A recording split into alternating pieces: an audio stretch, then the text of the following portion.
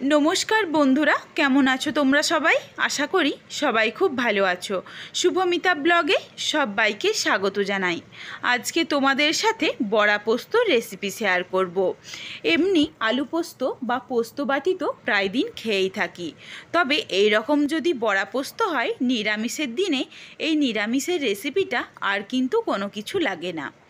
রেসিপিটা কন্টিনিউ করতে থাকো, আশা করি রেসিপিটা তোমাদের অনেক ভালো লাগবে। তোমাদের কাছে আমার একটাই অনুরোধ রইল, বাড়িতে অবশ্যই একবার এই বড়া পোস্ত রেসিপিটা ট্রাই করো। রেসিপিটা যদি ভালো লাগে একটা লাইক করো, শেয়ার করে বন্ধুদের দেখার সুযোগ করে দিও। চলো রেসিপিটা দেখে নেওয়া যাক। এইখানে আমি প্যাকেটের বেসন ব্যবহার করেছি। আমি আমার পরিমাপ অনুযায়ী 5 চামচ বেসন দিয়ে দিলাম। তোমরা অবশ্যই তোমাদের মাপ অনুযায়ী বেসনটা ব্যবহার করো। বেসন দিয়ে দিয়েছি 5 চামচ, এতে দেব পরিমাণ অনুযায়ী লবণ, আর দেব ঝালের জন্য লঙ্কার গুঁড়ো। লঙ্কার গুঁড়োটাও তোমরা নিজেদের ঝালের অনুযায়ী ব্যবহার করো। দিয়ে দিচ্ছি সামান্য একটু হলুদের গুঁড়ো আর হাফ টেবিল স্পুন জিরের গুঁড়ো। অল্প অল্প করে জল দিয়ে সুন্দরভাবে ফেটিয়ে ফেটিয়ে বেসনটাকে মেখে নেব। যতটা ভালোভাবে ফেটানো হবে ততটাই কিন্তু খেতেও সুন্দর হবে। একদম নরম হবে যদি তোমরা খুব ভালোভাবে ফেটিয়ে নাও বেসনটাকে। সুন্দরভাবে দেখো, আমি একসাথে একবারে বেশি জল দিইনি, অল্প অল্প জল দিচ্ছি আর ফেটাচ্ছি। এইভাবে ফেটালে কিন্তু বেসনের মধ্যে যে একটা দানা দানা ভাব থাকে সেটাও থাকবে না, স্মুথ একটা ব্যাটার তৈরি হয়ে গেছে। চলো এরপর একটা কড়াই বসিয়ে দিই।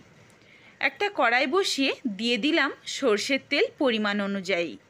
তেলটাকে একটু কড়াইয়ের চারিধারে লাগিয়ে নেব, যাতে বেসনের বড়াগুলো আটকে না যায় কড়াইয়ের মধ্যে। তেল খুব ভালোভাবে গরম হয়ে গেছে, এরপর একে একে বড়াগুলো দিয়ে দিচ্ছি। আমি এইখানে যেই সাইজটা করেছি বড়ার, এইটা একদম পারফেক্ট সাইজ। তোমরা যদি চাও বড়ার সাইজটা একটু ছোট বা বড় করে নিতে পারো। 5 চামচ বেসনে দেখো বেশ অনেকগুলোই কিন্তু বড়া তৈরি হয়ে যাচ্ছে। তোমরা এখানে একটা পরিমাপও পেয়ে গেলে তোমাদের পরিবারের সদস্য অনুযায়ী তোমরা সেই রকম বেসনটাও দিতে পারবে। দেখো বেসনের গোলাটা আমি প্রত্যেক কটা দিয়ে দিয়েছি। একদম লো টু মিডিয়ামে রেখে এক সাইডটা সুন্দরভাবে ভাজা হয়ে গেছে, অপর সাইডটাও উল্টে দিচ্ছি। কোনোভাবেই কিন্তু হাই ফ্লেম করা যাবে না, তাহলে বড়ার মধ্যে কালার চলে আসবে। একদম লো টু মিডিয়ামে রেখে হালকা লালচে করে বারবার নাড়াচাড়া করে বড়াগুলো ভেজে নেব, যাতে বড়ার মধ্যে কোনো রকম পোড়া ভাব বা লালচে, খুব যে একটা লালচে ভাব সেটা না চলে আসে। সুন্দরভাবে দেখো বড়াগুলো ভাজা হচ্ছে। এই দিকে আমি 6টা থেকে 7টা মতো কাঁচা লঙ্কা নিয়েছি, 2টো মিডিয়াম সাইজের টমেটোকে কুচি করে নিয়েছি, আর কাঁচা লঙ্কাগুলো মাঝখান থেকে অল্প একটু চিড়ে নিয়েছি, পুরোটা কিন্তু চিড়িনি। এই দিকে দেখো সুন্দরভাবে বেসনের বড়াগুলো ঠিক এই রকম কালার করে তোমাদের ভেজে নিতে হবে। বড়াগুলো তুলে রেখে দিলাম। এই তেলের মধ্যেই আরও সামান্য একটু সর্ষের তেল অ্যাড করে দেব। দেখো প্রায় 1 চামচের মতো সর্ষের তেল রয়েছে, আমি আরও 1 চামচ পরিমাণে সর্ষের তেল দিয়ে দিলাম। ফোড়নে দিয়ে দিলাম হাফ চামচ কালো জিরে। কালো জিরেটা ভালোভাবে ভাজা হয়ে গেলে সামান্য একটু লবণ দিয়ে দিলাম, যাতে ছিটকে গায়ের মধ্যে না আসে, কারণ তেলের উপরে টমেটো দিলে বেশ ছিটকে আসে। এই জন্য যদি তোমরা একটু লবণ দিয়ে দাও একটু কম ছিটকাবে। আমি এখানে 3টে কাঁচা লঙ্কা দিয়ে দিয়েছি। দিয়ে দিলাম 4 চামচের মতো পোস্তকে খুব মিহি করে বেটে নেব। এইদিকে দেখো টমেটোটা একদম সুন্দরভাবে ভাজা হয়ে গেছে, নরম হয়ে গেছে। এরপর দিয়ে দিলাম ঝালের পরিমাপ অনুযায়ী লঙ্কার গুঁড়ো।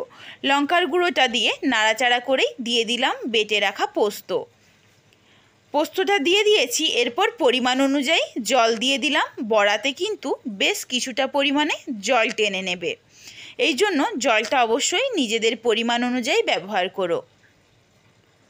সুন্দরভাবে দেখো ফুটে উঠেছে পোস্তর যে ঝোলটা বানিয়েছিলাম।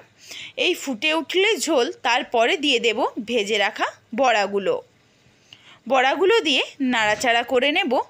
দেখো বেশ অনেকটা পরিমাণেই কিন্তু জলটা বড়ার মধ্যে টেনে নেবে।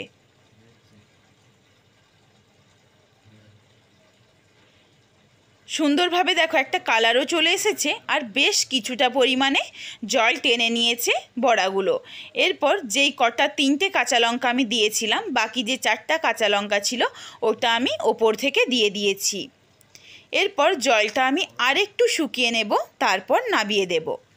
তোমরা কিন্তু এই রকম একটু জলভাবেও নাবিয়ে নিতে পারো পোস্তটা, তবে আমি এইখানে একটু শুকনো করেছি।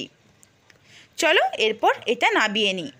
আমার এই বড়া পোস্তর রেসিপিটা তোমাদের কেমন লাগলো কমেন্ট করে জানাতে ভুলো না কিন্তু। যদি ভালো লাগে লাইক করে শেয়ার করে বন্ধুদের দেখার সুযোগ করে দিও। তোমরা যদি এই রকম নিত্য নতুন রেসিপি আরও পেতে চাও তাহলে অবশ্যই আমার চ্যানেলটিকে সাবস্ক্রাইব করে পাশে থাকা বেলটি অন করে অল নোটিফিকেশান অন করে দিও, যাতে আমার প্রত্যেকটা রেসিপির নোটিফিকেশান সবার প্রথমে তোমাদের কাছে পৌঁছে যায়। সবাই ভালো থেকো, সুস্থ থেকো। আবার হাজির হচ্ছি শীঘ্রই নতুন কোনো এক রেসিপি নিয়ে। পরবর্তী রেসিপি দেখার আমন্ত্রণ রইল। ধন্যবাদ।